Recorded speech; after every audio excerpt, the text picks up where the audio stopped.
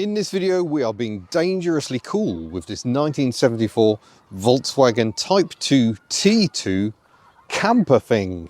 Let's talk a bit about the history. We need to talk about naming convention first of all.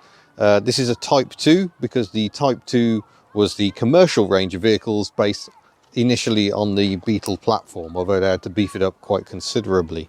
This is a T2 because it is the second generation transporter. First one obviously being the split window, like we saw the one I drove in Sydney. Split window, much smaller on the front end. This second generation is quite a lot larger in every regard. It's heavier, it's bigger, there's much more space, and still very much Beetle based. Although one novelty the T2 introduced when launched in 1967, semi-trailing arm independent rear suspension rather than the old swing axles, so the wheels, the camber doesn't alter as the wheel goes up and down. A rather more satisfactory arrangement. And I think the first application of it would then be used on the Beetles, initially just the ones with semi-automatic transmissions, and also on the late Type 3s as well. Type 3s being the larger Beetle-based cars. So it does get very confusing. Transporters went T1, T2, T3, though for some reason in the UK we call the T3 the T25, and then the front-wheel drive T4 up to, what are we on, T6, T7? I don't even know. But yeah, it does get rather confusing. But obviously, being Beetle-based, the ducts give it away. The engine is still at the back. Now, I've wanted to do one of these for a while because I've never actually driven a T2. I've driven the T1, as you've seen, but you know, the query remains, is it a good idea to have a rear engine van? There are some positives and some negatives. We'll start with the negatives, and it's fairly apparent straight away that the loading lip is quite high because there is an engine underneath, but this is half of a bed. We'll cover the interior very, very shortly, but let's have a peek at the engine, seeing as we're here at the back. And here is some of the engine. So we can see the carburettor. This is the earlier style, the upright engine, as it was known. Just after this one was built, they started phasing in the Type 4, another larger Beetle-based car, engines, which were the pancake engines, which had fuel injection and all sorts. But we've just got a simple little carburettor here. This is the dual port engine, which means there are two inlet ports going down to the cylinders, which of course are hidden under this panel here. So two cylinders each side. These engines never had an oil filter, just a strainer in the sump. So this one has a remote oil filter. I believe it also has an oil cooler, which isn't a bad idea. These engines are having to work very hard in this application. This is still a 1.6, just like they were originally. All the earlier tiny 1.1s and 1.2s consigned to history. So 1584cc originally. I believe this one has slightly larger barrels and pistons, but that doesn't make it a drag car. Got the battery stored over here, and also on the electrical side we've got a connector here on this side for your electric. So when you go camping, you can plug the camper in, run the fridge, all the lighting. Got another battery over here as well. I presume that's to run all the electrics in the van. In terms of changes in production, 1972 saw the arrival of these larger rear lights, which were also used on the Volkswagen LT vans, I think. But yeah, from a van point of view, perhaps not ideal, but for a camper, maybe not so bad.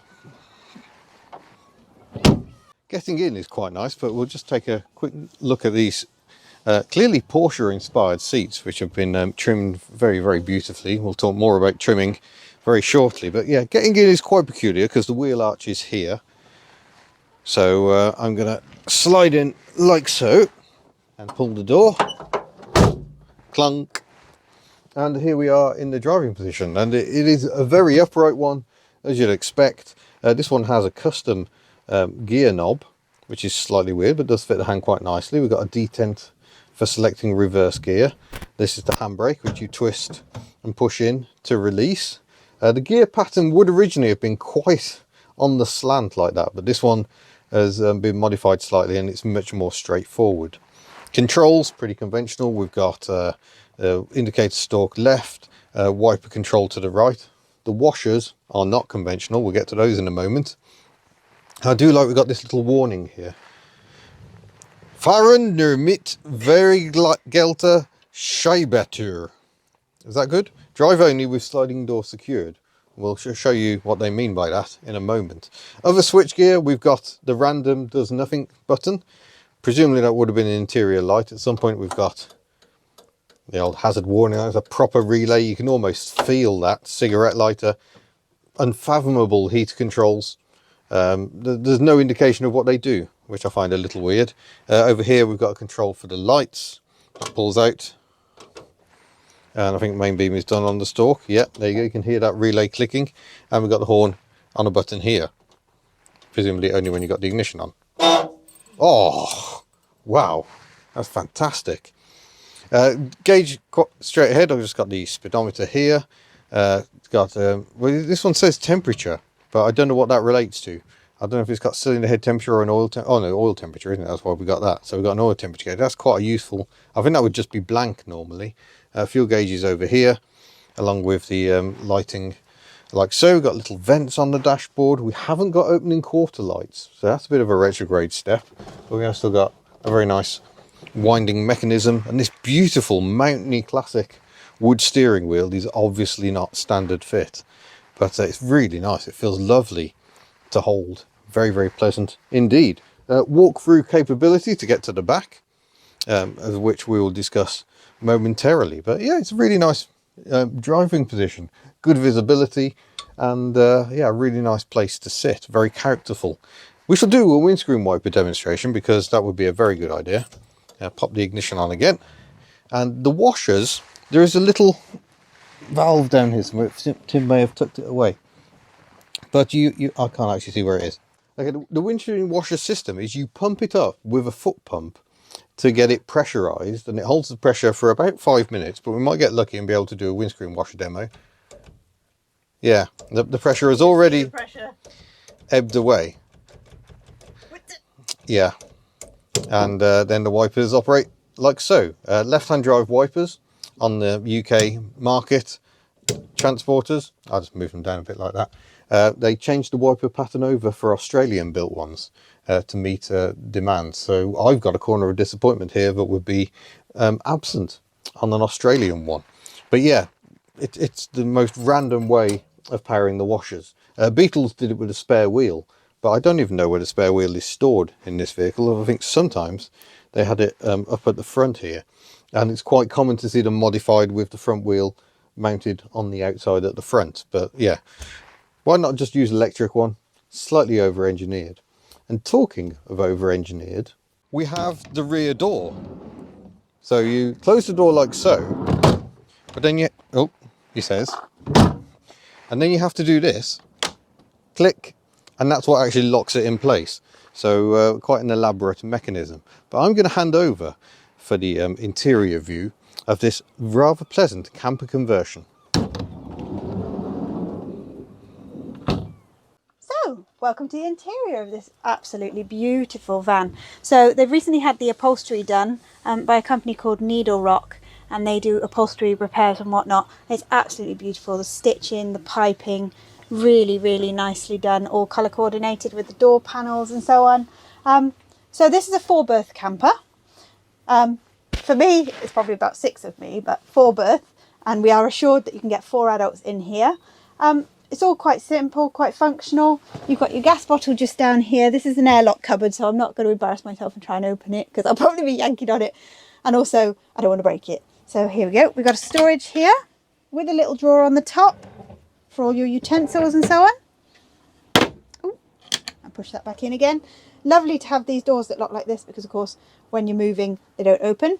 So we've got the fridge here, which, as Ian mentioned, can be powered as you're going along, which is great. You know, we struggle with keeping cool boxes and whatnot going. A really nice sized fridge, actually. And you've even got a little freezer unit there. It's probably for not more than ice cubes, but what more do you need when you're camping? Just a little ice cube for your drink. Then up on the top here, you've got, I love this use of space. It's quite a small space. But you've got your chopping board on top, and then you've got your sink underneath. So, of course, if you're preparing your meal, you've got your space there to do your cooking. And then you've got your hob just here. 2-ring hob. Looks very, very smart. And then I think we've got another drawer. What's this? Oh, yes. No, this is even better than a drawer. This is extra cooking space. Ooh. That is brilliant. This is a really nifty little unit. Really smart. So this here is a rock and roll bed. A rock and roll double bed. You put the seat belts down inside and then you rock it back and it falls down straight, which is great. You want simplicity when you're camping. You might have noticed this little hole in the floor just here, and that relates to this here, which would be your table. The table, where was the leg? It's in the front, I think. The leg. We're not going to pull the table out. We should have planned this better so we could have a cup of tea and whatnot. We should have planned this better. So again, simplistic.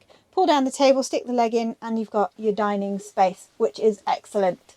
Then we're going to investigate the space above my head. The only difficulty is I, of course, cannot push up the canopy. Oh. You got LED lighting. Let's see if I can. I think you can. You think I can? Yeah, let's release the clips. Oh gosh, that is so simple. And then pull that strap out of there. Pull the strap out of there. You pulled your strap out. Yeah. Now again, this is a simple action. Probably if you're a bit taller than me, but we're going to go with it. We're going to go with it. Ooh. Oh my goodness. Now I can do it because they're on gas struts, which makes life a lot easier. I don't know how we're getting it down, but never mind. But it is simplicity, isn't it? To have the gas strutted roof that just pops up, and then you pull it down. And I'm sure we will have people who judge how we fold it.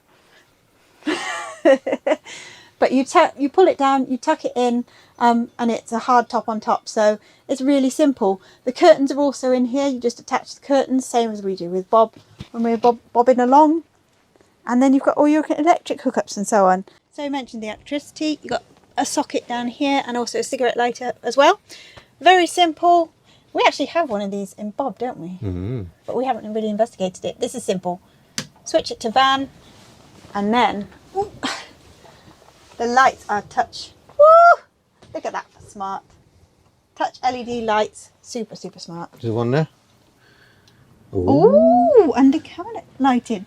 This is funny because you're just discovering it as we're discovering it. Cigarette lighter as well. Yeah, yeah. So plenty of power sockets. I mean, for us, if we were camping in here, that's vital because certain people need their gadgets. And plenty of headroom, even for Plenty me. of headroom. Folds over, does it? Or does it just lift over? No, that again is a very simple action. You lift that cushion and then lift the board to go with it. So, well, slide the cushion back, Hold on. I would say. You hold that. I'm going to You're just getting the top of my head. maximise headroom.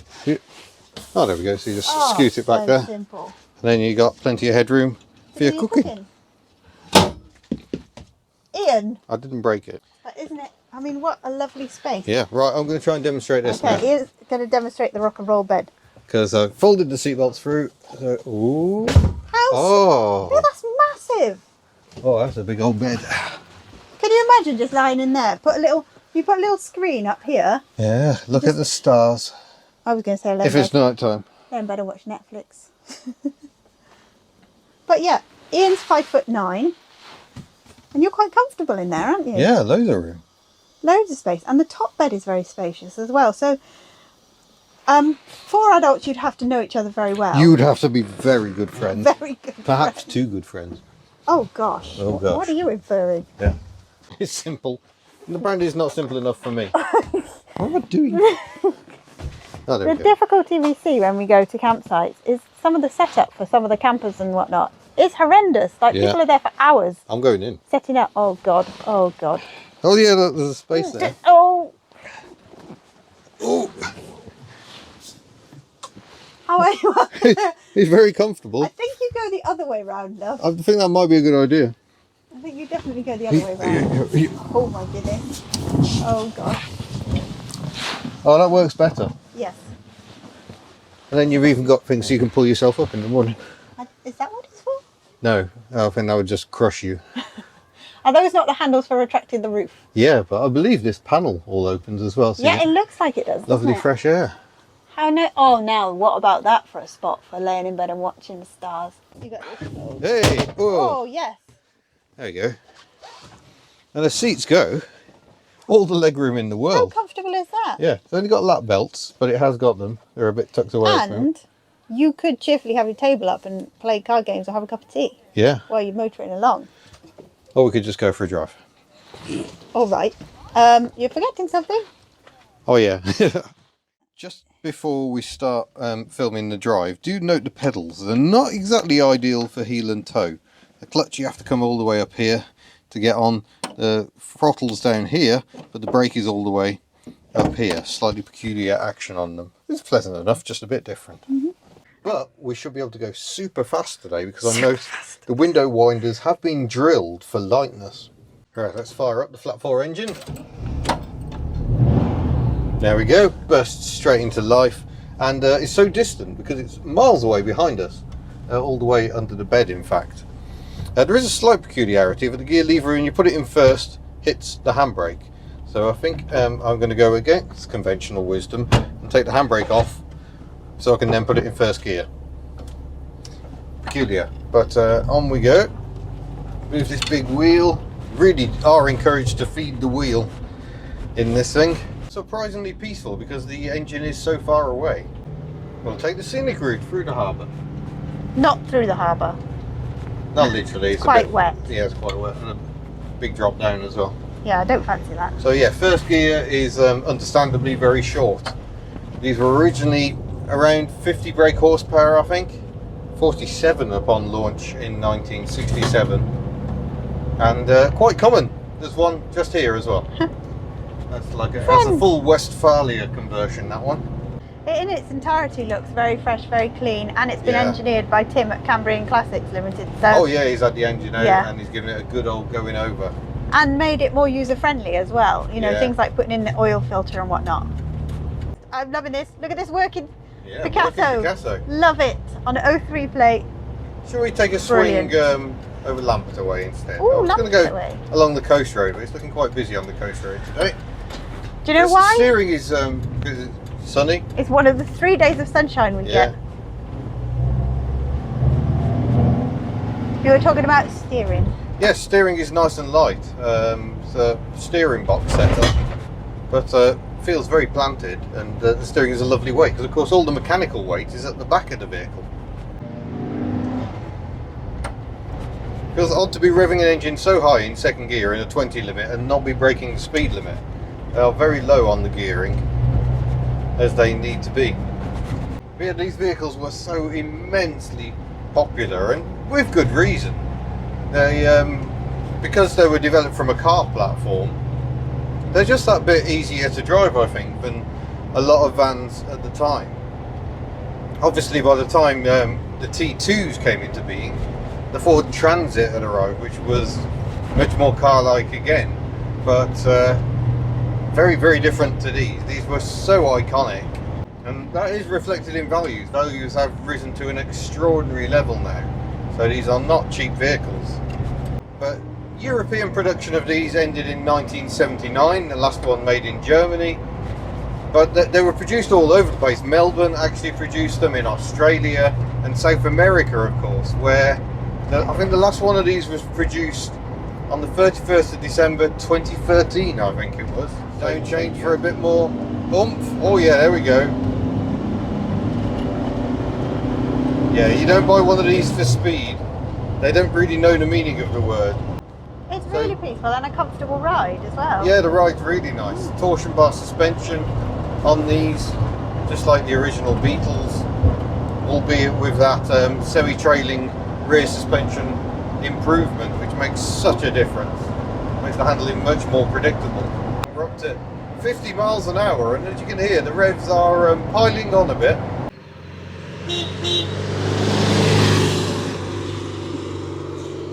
But this is fine for sort of bimbling around in the countryside. This is very much what these are about. I was 100% waiting for you to say, it's a lifestyle. It's a lifestyle, yeah, baby. Do you know what? I used to work for a holiday company, and I understand that this is very much about a lifestyle, because we've only been in this vehicle about half an hour, haven't we? Yeah. And you could just imagine bimbling along country roads all over the place. Apparently we're too bimbly. Yeah, for some apparently people. we're too bimbly. Oh, and you know, stopping to have a cup of tea and a lay-by or something like that. Yeah. And just nights under the stars. Off the roof and chill. Absolutely, I do. I've never actually been in one of these, and I just think it is about a lifestyle, and it's wonderful. You're already tempted to throw some flowers on here, aren't you? I can tell. Yeah, a lay off the wing mirror and all that stuff. Little hula girl in the middle. All these modifications can be made by the new owner of the vehicle. Yes. Yeah, you just sort of settle back and you just wonder what the rush is. Very pleasant way of steering around the world. Yeah, not a very fast one. You can't rush, but that's beautiful. It's a slower pace of life. Well, let's compare it to another van launched in the 1940s, the Citroen H van.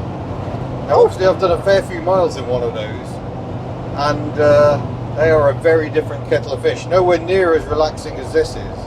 This is so much more peaceful because the mechanical stuff is all a long way away rather than here, right next to it. And also, the gearing is a bit more comfortable as well. So 50 miles an hour feels easily within this vehicle's grasp rather than the very top of its limits. The engine makes a nice noise, I think. Yeah, typical air-cooled engine, there's a lot of fan noise and there's not an awful lot of low-down torque because obviously the lower the revs, the less airflow over the engine, so they really do want you to use the revs to make way, not lug it everywhere.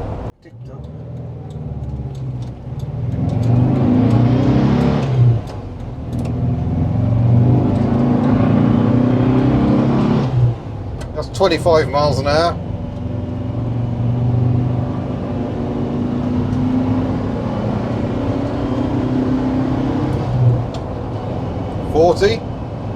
Yeah, performance definitely leisurely. The engine has been reconditioned as well, so it's had a lot of work done to it. It's been a project, you may have seen this sneaking into occasional videos at Tim's. It's been a long ongoing project, but like I say, it is now for sale. So there you go, that's the Volkswagen Type 2 T2, the bay window. Lovely things to drive as long as you're not in a rush. They really do have so much charm. It is not hard to see why these were so popular back in the day. They've got massive character and put a smile not just on your face, but you look around you as you're driving around, they put a smile on everyone's face. So like I mentioned, this one is for sale with Tim at Cambrian Classics Limited. He's done a lot of work on it. It drives well. I will say the paint is not perfect. Tim has not done the paint, so there are a few paint imperfections going around it. I don't want to lie and pretend otherwise, but yeah, generally lovely condition and a very, very pleasant drive. So if you're interested, you can contact Tim. He's Timothy at cambrianclassics.co.uk. There's been some serious investment into it. There has been some very serious investment in it, yeah, and it's been a long-term project for him. So yeah, it's good. It's finally for sale, and I've been waiting to drive it for a very long time, so I'm glad to finally get there. So yeah, serious offers. He's looking around £28,000, which shows you just how far the market for these has gone in recent years. They're no longer the sort of cheap trucks they were when I was a much, much younger lad. But yeah, a very nice example. So thank you very much, and we shall see you in a future video. Farewell.